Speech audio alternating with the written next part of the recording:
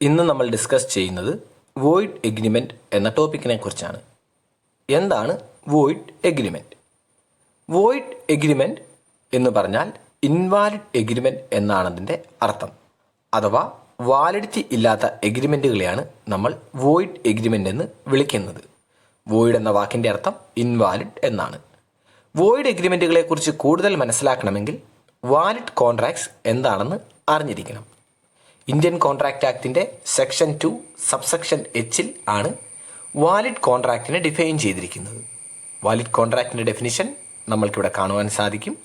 An agreement enforceable by law. ഇനിയൊരു കാര്യം നിങ്ങൾ ഓർക്കേണ്ടത്, ഒരു വാലിഡ് കോൺട്രാക്റ്റിനെ സംബന്ധിച്ച് അതിന് കുറച്ച് എസെൻഷ്യൽസ് ഉണ്ട്. അവയാണ് നാം ഇപ്പോൾ ഇവിടെ കാണുന്നത്.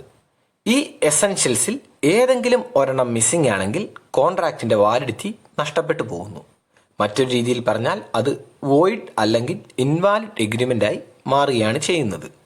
ഈ എസെൻഷ്യൽസ് എല്ലാം നമ്മൾക്ക് നേരത്തെ അറിയാവുന്നതാണ്. ഇതിൻ്റെ ഒരു എക്സ്പ്ലനേഷൻ എൻ്റെ മറ്റൊരു വീഡിയോയിൽ കൊടുത്തിട്ടുമുണ്ട്. ഇനി നമുക്ക് വോയിഡ് എഗ്രിമെൻറ്റിൻ്റെ ഡെഫിനിഷൻ നോക്കാം. Indian contract act section 2 subsection ജിയിലാണ് വോയിഡ് എഗ്രിമെൻറ്റ് ഡിഫൈൻ ചെയ്തിരിക്കുന്നത്. ഇവിടുത്തെ ഡെഫിനിഷൻ ഇങ്ങനെയാണ്: an agreement that is not enforceable by law.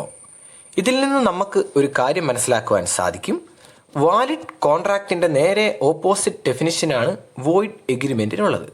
Valid കോൺട്രാക്റ്റിൻ്റെ definition an agreement enforceable by law എന്നാണെങ്കിൽ, വോയിഡ് എഗ്രിമെൻറ്റിൻ്റെ definition an agreement that is not enforceable by law എന്നാണ്. അതായത് valid അല്ലാത്ത കോൺട്രാക്റ്റാണ് വോയിഡ് എഗ്രിമെൻറ്റ് എന്ന് നമുക്കിവിടെ മനസ്സിലാക്കുവാൻ സാധിക്കും. ഇതിനെ മറ്റൊരു രീതിയിൽ വിളിക്കാം ഇൻവാലിഡ് എഗ്രിമെൻറ്റ്. ഇനി ഓർത്തിരിക്കേണ്ട ഒരു കാര്യം, വോയിഡ് എഗ്രിമെൻറ്റ്സ് ആർ വോയിഡ് അബ് ഇനിഷ്യോ. അതായത് void agreements from the very beginning തന്നെ ഇത് എന്തായിരിക്കും? വോയിഡ് ആയിരിക്കും, ഇൻവാലിഡ് ആയിരിക്കും. ഈ കോൺട്രാക്റ്റിൽ ഏർപ്പെടുന്ന സമയത്ത് തന്നെ ഇതിന് വാലിഡിറ്റി നഷ്ടപ്പെടും എന്ന കാര്യമാണ് നമ്മളിവിടെ മനസ്സിലാക്കി ഇരിക്കേണ്ടത്. ഇനി പലരും നേരിടുന്ന ഒരു പ്രശ്നമാണ്, വോയിഡ് എഗ്രിമെൻറ്റും വോയിഡ് കോൺട്രാക്റ്റും ഒന്നാണോ എന്നൊരു സംശയം പലർക്കും ഉണ്ടാകാം. എന്നാൽ ഇത് രണ്ടാണ് എന്ന കാര്യം നിങ്ങൾ ഓർത്തിരിക്കണം. ഇവിടെ നമ്മൾക്ക് അതിൻ്റെ വ്യത്യാസം കാണുവാൻ സാധിക്കും. വോയിഡ് എഗ്രിമെൻറ്റിൻ്റെ പ്രത്യേകത എന്താണ്? It is void from the very beginning. Contract ആരംഭിക്കുമ്പോൾ തന്നെ വോയിഡ് എഗ്രിമെൻറ്റ് വോയിഡ് ആയിരിക്കും, അല്ലെങ്കിൽ ഇൻവാലിഡ് ആയിരിക്കും. അതേസമയം വോയിഡ് കോൺട്രാക്റ്റിനെ നോക്കാം. It was originally valid, later becomes invalid. തുടക്കത്തിൽ ഇത് വാലിഡ് ആയിരുന്നു, ഇതിന് വാലിഡിറ്റി ഉണ്ടായിരുന്നു. എന്നാൽ പിന്നീട് എപ്പോഴോ ഇതിന് വാലിഡിറ്റി നഷ്ടപ്പെട്ടു പോവുകയും ഇത് ഇൻവാലിഡ് അല്ലെങ്കിൽ വോയിഡ് ആയി തീരുകയും ചെയ്തു. ഒരു ഉദാഹരണത്തിൻ്റെ സഹായത്തോടെ ഇത് വിശദമാക്കാം. വോയിഡ് എഗ്രിമെൻറ്റിൻ്റെ കാര്യത്തിലാണെങ്കിൽ നോക്കാം. Dileep entered into a contract with Ashiq who is a minor. Dileep എന്ന വ്യക്തി ആഷിഖ് എന്ന വ്യക്തിയുമായി ഒരു കോൺട്രാക്റ്റിൽ ഏർപ്പെട്ടു. ഇവിടെ കാണുന്ന കാര്യം ഇതാണ്: ആഷിഖ് ഒരു മൈനറാണ്. മൈനറുമായി കോൺട്രാക്റ്റിൽ ഏർപ്പെടുവാൻ പാടില്ല എന്നത് നിയമമാണ്, നമ്മൾ കണ്ടതാണ്. അതുകൊണ്ട് ഈ കോൺട്രാക്റ്റ് ആരംഭിച്ചപ്പോൾ തന്നെ അത് ഇൻവാലിഡ് ആണ് അല്ലെങ്കിൽ വോയിഡ് ആണ് എന്ന് പറയുവാൻ സാധിക്കും. കാരണം തുടക്കത്തിൽ തന്നെ ആഷിഖ് മൈനറാണ്, ആ കാര്യം നമുക്ക് അറിയാം. അതുകൊണ്ട് ഇത് ഇൻവാലിഡ് ആയിരിക്കും. അതേസമയം വോയിഡ് കോൺട്രാക്റ്റിലേക്ക് വരാം. അവിടെ നമുക്ക് നോക്കാം. Mohan from India entered into a contract, a valid contract ആണ്, വിത്ത് യോ ജുവാൻ ഫ്രം ചൈന. ഇന്ത്യയിലുള്ള മോഹൻ ചൈനയിലുള്ള യോ ജുവാനുമായിട്ട് കോൺട്രാക്റ്റിൽ ഏർപ്പെട്ടു. ഇവിടെ ഇതിന് വാലിഡിറ്റി ഉണ്ട്. ഇവിടെ പ്രശ്നങ്ങളൊന്നും നമുക്ക് കാണുവാൻ സാധിക്കുന്നില്ല. എന്നാൽ പിന്നീട് എന്താണ് സംഭവിച്ചത്? ലേറ്റർ ഇന്ത്യ ഡിക്ലെയർഡ് വാർ അഗൈൻസ്റ്റ് ചൈന. ഇന്ത്യ ചൈനയ്ക്കെതിരെ യുദ്ധം പ്രഖ്യാപിച്ചു. ഒരു രാജ്യം മറ്റൊരു രാജ്യത്തിനെതിരെ യുദ്ധം പ്രഖ്യാപിച്ചാൽ പിന്നീട് ആ രാജ്യം ഏലിയൻ എനിമിയാണ്. അതായത് ഇന്ത്യയുടെ ഏലിയൻ എനിമിയാണ് ചൈന. നമ്മൾക്കൊരു നിയമമുണ്ട്: ഏലിയൻ എനിമിയായ രാജ്യവുമായി യാതൊരു കരാറിലും ഏർപ്പെടുവാൻ പാടില്ല. അതുകൊണ്ട് ഇവിടെ ഈ കോൺട്രാക്റ്റ് വോയിഡായി തീർന്നിരിക്കുകയാണ്. ഇവിടെ നിങ്ങൾ മനസ്സിലാക്കേണ്ട കാര്യം, തുടക്കത്തിൽ ഈ കോൺട്രാക്റ്റ് വാലിഡ് ആയിരുന്നു. മോഹനും യോജുവാനും ചൈനയിലുള്ള യോജുവാനുമായിട്ട് കോൺട്രാക്റ്റിൽ ഏർപ്പെട്ടു. പക്ഷേ ഇത് വാലിഡ് ആയിരുന്നു. പിന്നീട് എന്താണ് സംഭവിച്ചത്? ഇന്ത്യ യുദ്ധം പ്രഖ്യാപിച്ചപ്പോൾ ചൈന ഏലിയൻ എനിമിയാകുകയും അങ്ങനെ ഈ കോൺട്രാക്റ്റ് വോയിഡായി തീരുകയും ചെയ്തു. അടുത്തൊരു കാര്യം, വോയിഡ് എഗ്രിമെൻറ്റിനെ കുറിച്ച് പറഞ്ഞിരിക്കുന്നത് സെക്ഷൻ 2 സബ്സെക്ഷൻ ജിയിലാണെങ്കിൽ, വോയിഡ് കോൺട്രാക്റ്റിനെ കുറിച്ച് പറഞ്ഞിരിക്കുന്നത് സെക്ഷൻ 2 സബ്സെക്ഷൻ ജെയിലാണ്. നമുക്ക് ഒന്ന് സമ്മറൈസ് ചെയ്യാം. വോയിഡ് എഗ്രിമെൻറ്റിൻ്റെ പ്രത്യേകത, തുടങ്ങുമ്പോൾ തന്നെ ഇത് ഇൻവാലിഡ് ആണ് അല്ലെങ്കിൽ വോയിഡ് ആണ്. അതേസമയം വോയിഡ് കോൺട്രാക്ട് തുടങ്ങുന്ന സമയത്ത് വാലിഡ് ആയിരുന്നു, വാലിഡിറ്റി ഉണ്ടായിരുന്നു, എന്നാൽ പിന്നീട് ഇത് ഇൻവാലിഡായി മാറുക ആണ് ചെയ്തത്. വോയിഡ് എഗ്രിമെൻറ്റിനെ കുറിച്ച് ഒരു ധാരണ എല്ലാവർക്കുമായെന്ന് കരുതുന്നു. It is an agreement that is not enforceable by law. മറ്റൊരു കാര്യം ഓർക്കേണ്ടത്, വോയിഡ് എഗ്രിമെൻറ്റ്സ് ആർ വോയിഡ് അബ് ഇനിഷ്യോ. ഈ രണ്ട് കാര്യങ്ങൾ ഓർത്തിരിക്കുക. നമ്മൾ തുടക്കത്തിൽ പറഞ്ഞിരുന്നു, ഈ എസെൻഷ്യൽസിൽ ഏതെങ്കിലും ഒരെണ്ണം മിസ്സിംഗ് ആണെങ്കിൽ വാലിഡ് കോൺട്രാക്റ്റ് ആയിരിക്കില്ല, അത് വോയിഡ് എഗ്രിമെൻറ്റ് ആയിരിക്കുമെന്ന്. എന്നാൽ നിങ്ങൾ മനസ്സിലാക്കേണ്ട മറ്റൊരു കാര്യമുണ്ട്. അതെന്താണെന്ന് പറയുകയാണെങ്കിൽ, some agreements are declared as void. അതായത് ചില എഗ്രിമെൻറ്റ്സ് ഈ എസെൻഷ്യൽസ് ഉണ്ടെങ്കിൽ പോലും വോയിഡ് ആയിട്ട് ഡിക്ലെയർ ചെയ്തിട്ടുണ്ട്. നമ്മൾ കണ്ട എസെൻഷ്യൽസ് ഉണ്ടെങ്കിൽ പോലും ചില എഗ്രിമെൻറ്റ്സ് എന്താണ്, വോയിഡ് ആണ് എന്ന കാര്യമാണ് നിങ്ങൾ മനസ്സിലാക്കേണ്ടത്. അത് ഏതൊക്കെയാണെന്ന് നിങ്ങൾക്കിവിടെ കാണുവാൻ സാധിക്കും. First one, agreement the meaning of which is uncertain. Second one, wagering agreements or wager. Third one, agreements in restraint of marriage. Fourth one, agreement in restraint of trade. And last one, agreement in restraint of legal proceedings. ഈ 5 സാഹചര്യങ്ങളിൽ നമ്മൾ നേരത്തെ കണ്ട essentials ഉണ്ടെങ്കിൽ പോലും അത് invalid ആയിരിക്കും, അല്ലെങ്കിൽ ആ എഗ്രിമെൻറ്റ്സ് ഇൻവാലിഡ് ആയിരിക്കുമെന്ന കാര്യം നമ്മൾ ഓർത്തിരിക്കണം. ഇത് നമുക്ക് വിശദമായി പഠിക്കാം. ഫസ്റ്റ് പോയിന്റ് എക്സ്പ്ലെയിൻ ചെയ്യാം. Agreements the meaning of which is uncertain.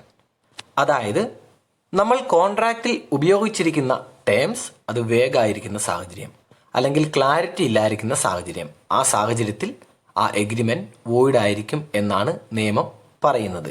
കാരണം it is not possible to ascertain the intention of the parties.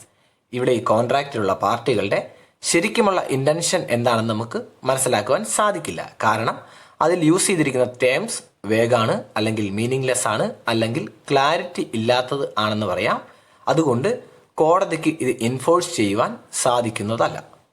ഒന്നാമത്തെ പോയിന്റ് വിശദമായി ഒരു ഉദാഹരണത്തിൻ്റെ സഹായത്തോടെ പറയുന്നതാണ്. നോക്കാം.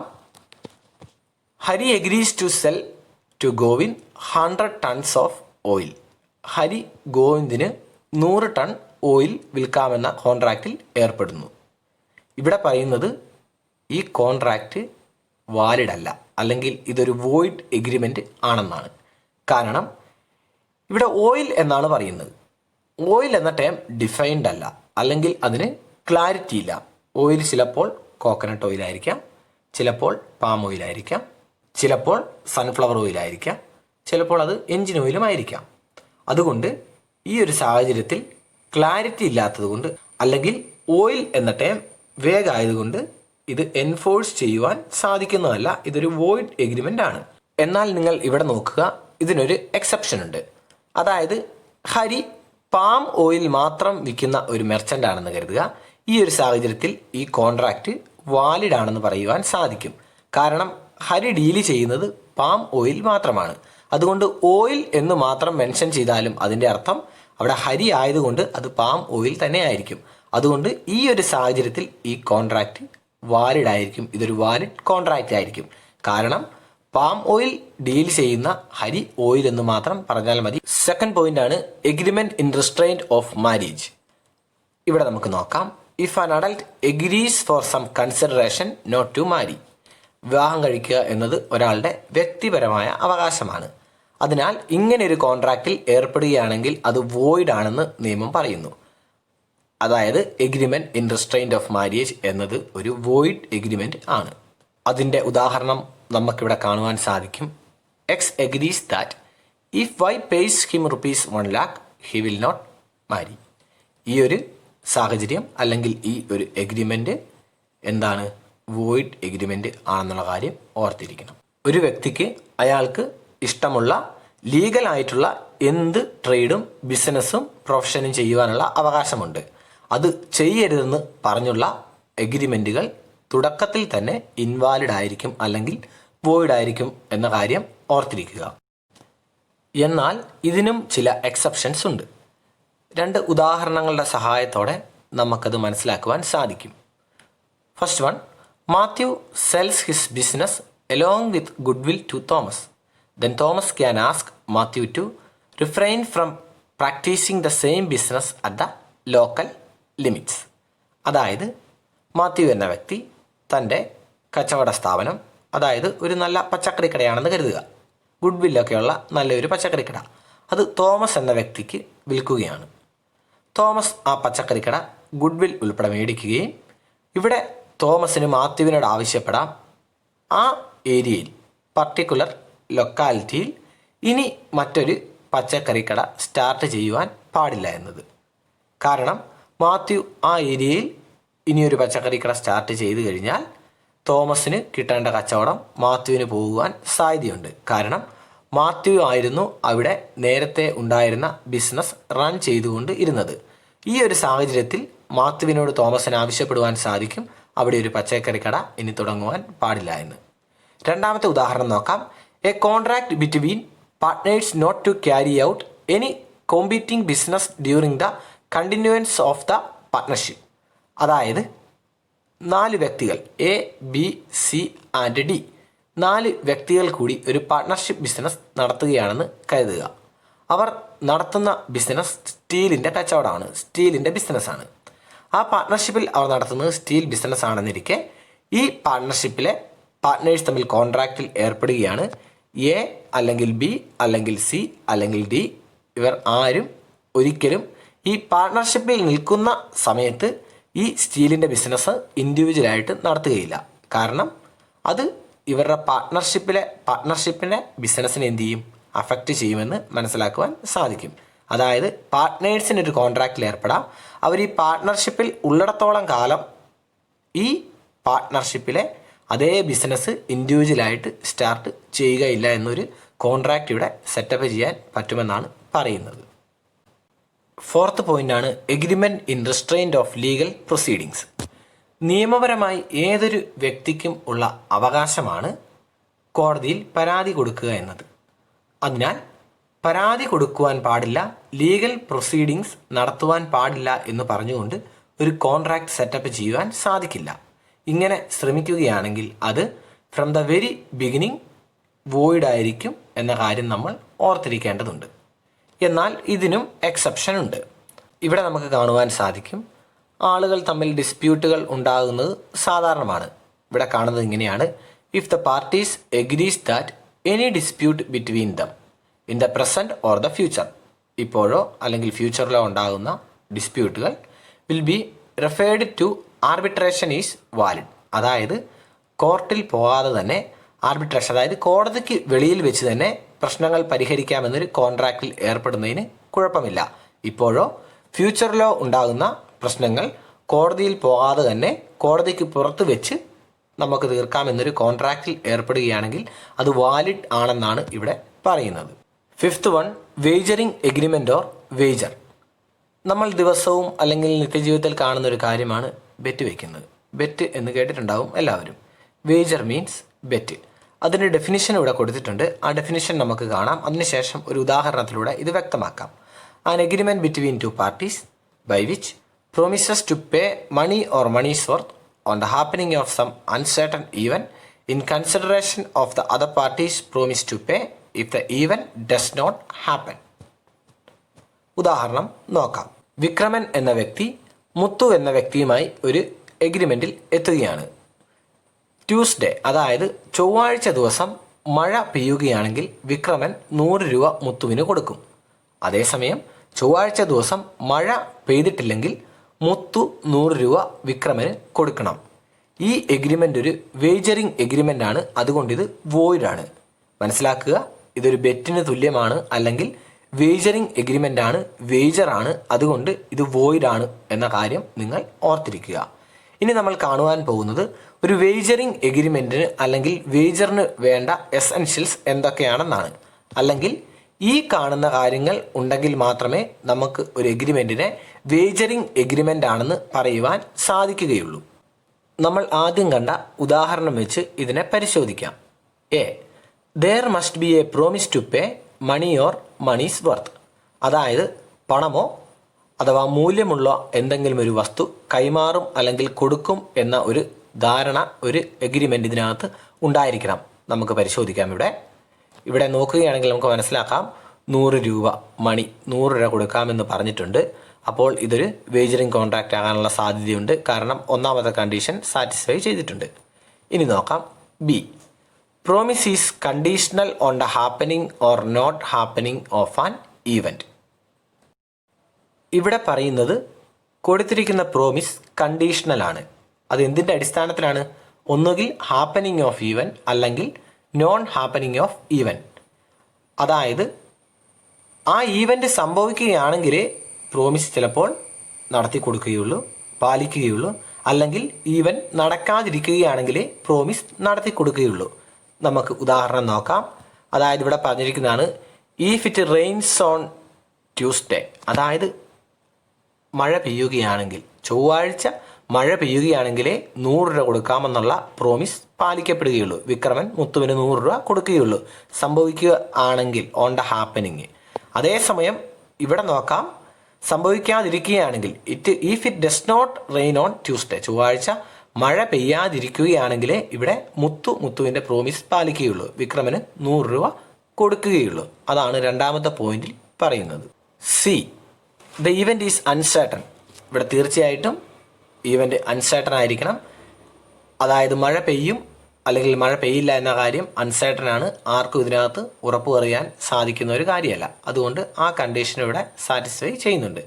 D, there must be 2 parties and each party may stand to win or lose. അതായത് പറയുന്നത് ഇവിടെ മിനിമം 2 വ്യക്തികൾ ഉണ്ടായിരിക്കണം. ഒന്ന് വിക്രമൻ, 2 മുത്തു. അങ്ങനെ 2 വ്യക്തികൾ ഉണ്ടെന്നുള്ള കാര്യം നമുക്ക് മനസ്സിലാക്കുവാൻ സാധിക്കും. അതുപോലെ 2 പേർക്കും ജയിക്കുവാനും തോൽക്കുവാനുമുള്ള സാധ്യത ഉണ്ടായിരിക്കണം. മഴ പെയ്യുകയാണെങ്കിൽ വിക്രമൻ തോക്കും, മുത്തു ജയിക്കും. അതേസമയം മഴ പെയ്യാതിരിക്കുകയാണെങ്കിൽ വിക്രമൻ ജയിക്കും, മുത്തു തോൽക്കുകയും ചെയ്യും. അതുകൊണ്ട് ഇവിടെ മനസ്സിലാക്കാം 2 ആളുകളുമുണ്ട്. 2 പേർക്കും ജയത്തിനും തോൽവിക്കുമുള്ള സാധ്യത ഉണ്ട്. E, the party should not have any control over the event. അതായത് ഈ എഗ്രിമെൻറ്റിലുള്ള 2 വ്യക്തികളുണ്ട്. 2 പേർക്കും ഈ ഈവൻറ്റിനെ കൺട്രോൾ ചെയ്യാൻ പാടില്ല, അല്ലെങ്കിൽ അതിനുള്ള കപ്പാസിറ്റി ഉണ്ടാവാൻ പാടില്ല. മഴ പെയ്യുന്നത് ഇവിടെ മുത്തുവിനോ വിക്രമനോ കൺട്രോൾ ചെയ്യാൻ സാധിക്കുന്നതല്ല. അതുകൊണ്ട് ഈ കണ്ടീഷനും ഇവിടെ സാറ്റിസ്ഫൈ ചെയ്യുന്നു. F, the parties should not have no interest other than the stake involve. അതായത് ഇവിടെ പറഞ്ഞിരിക്കുന്ന അല്ലെങ്കിൽ ഇവിടെയുള്ള ഈവൻറ്റിൽ 2 വ്യക്തികൾക്കും ഒരു ഇൻട്രസ്റ്റും ഉണ്ടാകാൻ പാടില്ല. അവർക്കാകെ ഇൻട്രസ്റ്റ് ഉള്ളത് അതിൽ നിന്ന് ലഭിക്കുന്ന പ്രതിഫലത്തിൽ. അതായത് ആ 100 രൂപയായിരിക്കാം, അല്ലെങ്കിൽ മൂല്യമുള്ളൊരു വസ്തുവായിരിക്കാം. അതിൽ മാത്രമായിരിക്കണം അയാൾക്ക് അല്ലെങ്കിൽ അവർക്ക് ഇൻട്രസ്റ്റ് ഉണ്ടായിരിക്കേണ്ടത്. ശ്രദ്ധിച്ചു നോക്കുക, ഉദാഹരണം നോക്കുക. ഇവിടെ മഴ പെയ്യുന്ന കാര്യമാണ് പറഞ്ഞിരിക്കുന്നത്. മഴ പെയ്തതുകൊണ്ട് മുത്തുവിനോ വിക്രമനോ പ്രത്യേകിച്ച് മഴയിലൊരു ഇൻട്രസ്റ്റ് ഇല്ല, അവർക്ക് പ്രത്യേകിച്ച് ഗുണമൊന്നുമില്ല. എന്നാൽ മഴ പെയ്താൽ ഒരു 100 രൂപ കിട്ടും. അവരുടെ ഇൻട്രസ്റ്റ് ആ 100 രൂപയിലാണ്, അല്ലെങ്കിൽ 100 രൂപ നഷ്ടപ്പെടും. അതിലാണ് അവരുടെ ഇൻട്രസ്റ്റ്. അല്ലാണ്ട് മഴയിൽ ആ ഒരു കാര്യത്തിൽ ഇവർക്ക് ഇൻട്രസ്റ്റ് ഇല്ല. അതാണ് ഇവിടെ പറയുന്നത് parties should not have no interest other than the stake involve. അവരുടെ ഇൻട്രസ്റ്റ് ഏതാ? 100 രൂപ കിട്ടുക എന്നത്, അല്ലെങ്കിൽ ആ 100 രൂപയാണ് അവരുടെ ഇൻട്രസ്റ്റ്. അല്ലാതെ മഴയിലല്ല. മഴ പെയ്തുകൊണ്ട് അവർക്ക് വേറെ പ്രത്യേകിച്ച് ഗുണങ്ങളൊന്നും ഇല്ല. അപ്പോൾ ഈ കാര്യം നമ്മളിവിടെ മനസ്സിലാക്കേണ്ടതുണ്ട്.